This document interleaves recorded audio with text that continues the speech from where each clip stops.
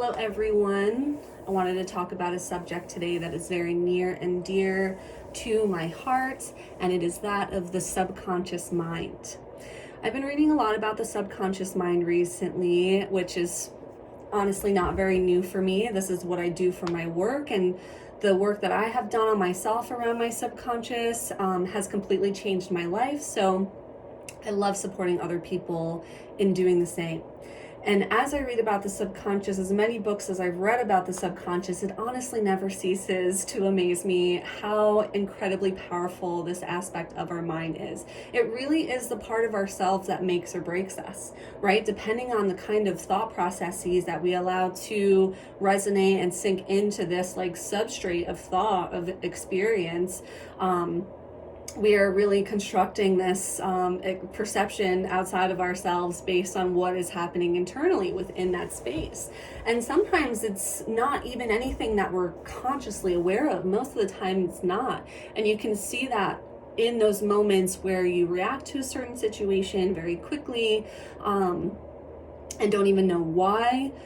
Or if you find yourself experiencing like a cyclical repetitive kind of situation or person, or just magnetizing like a certain energy to yourself that you're just noticing kind of sucks maybe, or maybe is really great. And that is another aspect of the subconscious. So it really can be a negative or positive depending on the thoughts that you're feeding to the subconscious mind. So in those moments that you are having those incredibly negative thoughts, or the ruminating cyclical thinking of like, I can't do this, I don't have the money for this, I can't afford this, da da da da da, totally fine to be honest with yourself when you can't afford something or that you don't have the ability to do something in that moment. But allow yourself to end that thought process with something positive. I don't have the money for it yet. I'm saving for that and it will be mine.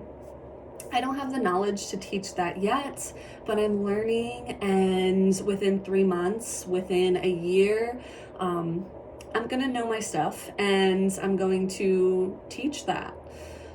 Whatever it may be, allowing it to end on a positive note, allowing that positivity to be the last thing that your subconscious mind absorbs from that very thought processing. But anyway, as I was saying, the subconscious mind is so incredibly vast.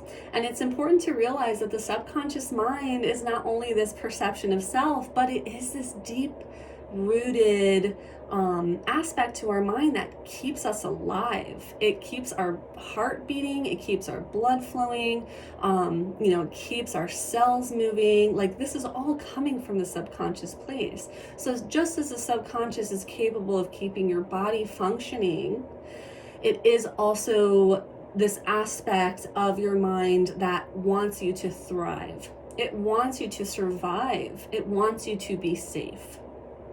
And it is an aspect that can support you in whatever it is that you're needing that support with, whatever it is that you're experiencing. If it's a certain situation, you can utilize the subconscious mind as a seat for answers, for trust in what would be the best option for you to move forward.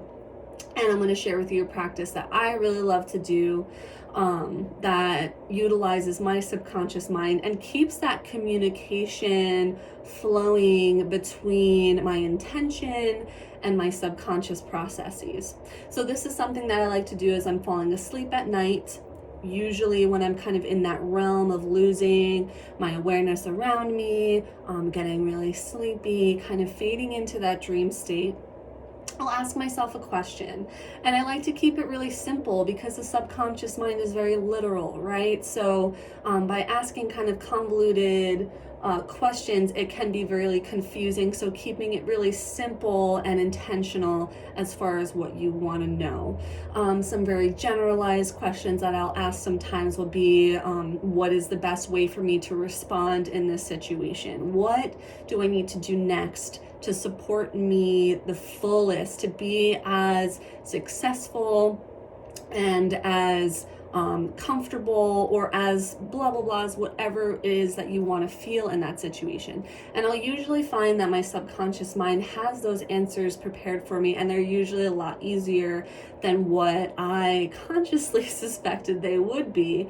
But yet every time I receive that answer, there's always that deep part within me that's like, yeah, I kind of already knew that. And sometimes we need that reminder, right? Like our conscious mind can get really frustrated and wants answers and wants to figure things out right away and wants to be so, wants things to happen like so quickly, and wants things to be figured out so quickly from this like conscious logical state. And that's not how it's going to work. We have to rely on the deep-seated parts of trust and faith within ourselves, within the answers that we hold for ourselves, to be the ones that we follow. And then we'll know that that is the journey that we are meant to be on. That's a path that we are meant to be on, when we can trust our subconscious in giving us the answers that will be the most supportive, the most helpful for what it is that we're actually needing in those situations.